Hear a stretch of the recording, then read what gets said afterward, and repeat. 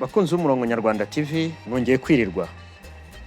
Tugiye rero kubagezaho ibikubiye mu itangazo ririmo ubutumwa Nyakubahwa Perezida wa Repubulika akaba n'umugaba w'ikirenga w'ingabo z'u Rwanda yageneye ingabo z'u Rwanda, polisi n'izindi nzego zishinzwe umutekano mu Rwanda.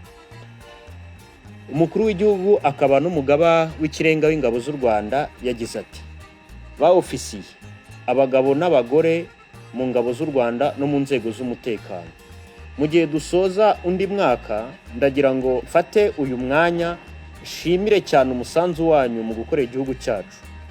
Umuhate wanyu, imyitwarire myiza n'ubunyamwuga byakomeje gushimangira indangagaciro n'umutekano by'igihugu cyacu no mu bihe bigoye, haba mu gihugu ndetse no mu rwego mpuzamahanga.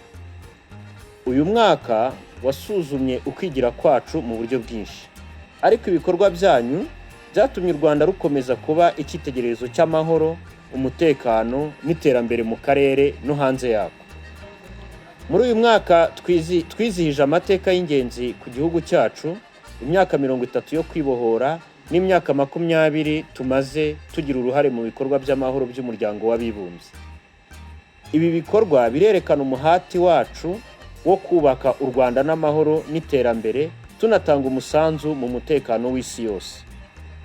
Uruhare mufite mu gukomeza guteza imbere inyungu z'igihugu no guharanira umutekano n'imibereho myiza y'abaturage ni ingirakamaro cyane. Mwagaragaje kandi indangagaciro z'Abanyarwanda, gukorera hamwe, imyitwarire myiza no guhanga udushya mu guhangana n'impinduka mu biteza umutekano muke. Mu gihe twinjira mu mwaka mushya, ndabashishikariza gukomeza guharanira gukurikiza amahame y'ubunyangamugayo n'umutimanama biranga inzego zacu z'umutekano.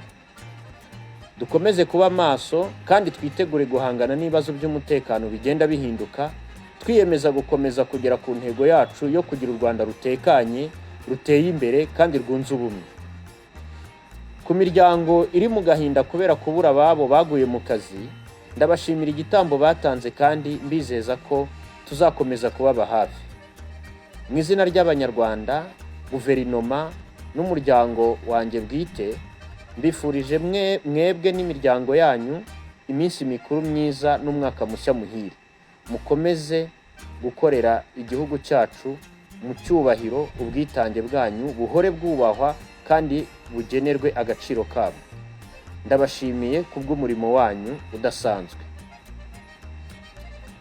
Bakunzi b'umurongo Nyarwanda TV rero, ubwo ni ubutumwa umukuru w'igihugu cyacu Nyakubahwa Paul Kagame yageneye ingabo z'u Rwanda, polisi n'izindi nzego z'umutekano mu rwego rwo kubifuriza kurangiza umwaka wa 2024 amahoro no kwinjira mu mwaka wa 2025 amahoro, kandi abifuriza gukomeza kugira ubunyamwuga no kuzawurangiza amahoro ari abantu bakorera igihugu cyabo kandi mu buryo bwiyubashye.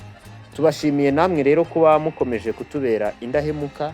Abatarakora subscription mu bikore kandi rwose turabakunda. Murakoze.